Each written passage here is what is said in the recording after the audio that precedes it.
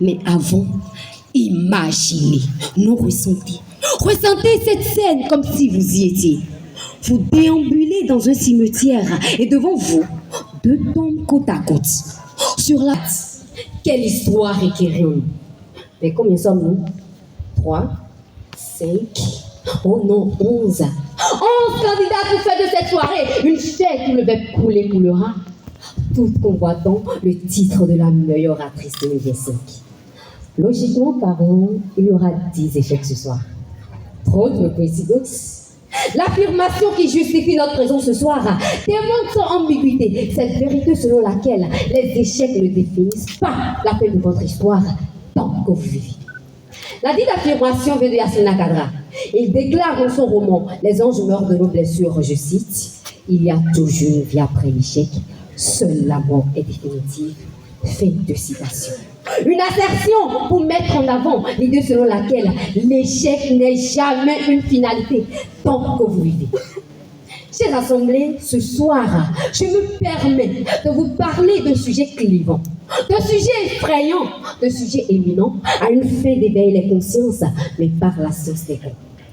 Que vous soyez rouge, noir, blanc, même transparent, l'échec finit par vous visiter, ne serait-ce qu'une fois dans votre parcours, parce qu'il est intrinsèquement lié à la condition humaine. Cible de vos faits, l'important est de ne pas fuir le combat, mais préférer brandir vos lames. L'échec comme une tempête fait rage et déstabilise, mais après, le calme revient plus fort.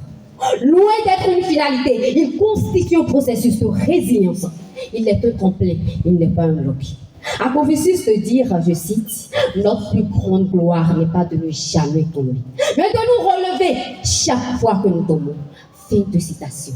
Mais la mort, elle, met un terme à tout processus de résilience. Si aux égards, l'échec n'est pas une fin de retour, mais un détour nécessaire avant la destination du succès. Jusqu'à ce que la bonne intervienne. De nombreuses personnes dans l'histoire et dans la vie quotidienne ont surmonté des échecs majeurs pour accomplir des choses remarquables.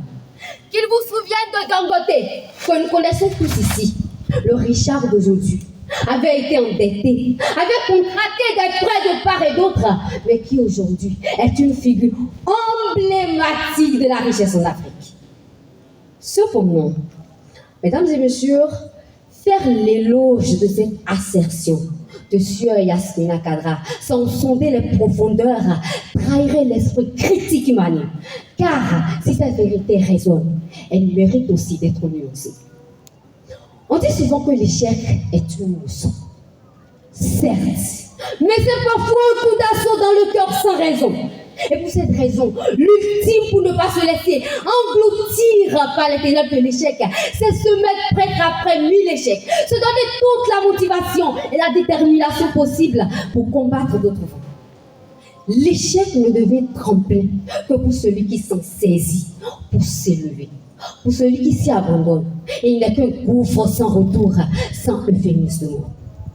Eh bien, ne condamnez point l'échec pour les cœurs encore vivants qu'il a brisés, mais louez-le pour ceux qu'il a forgés.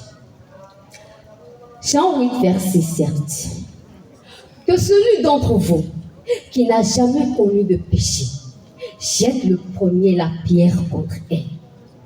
Eh bien, mesdames et messieurs, le monde du jury, que celui d'entre vous qui n'a jamais connu d'échec et ait fait de cet échec un tremplin me jette la première pierre.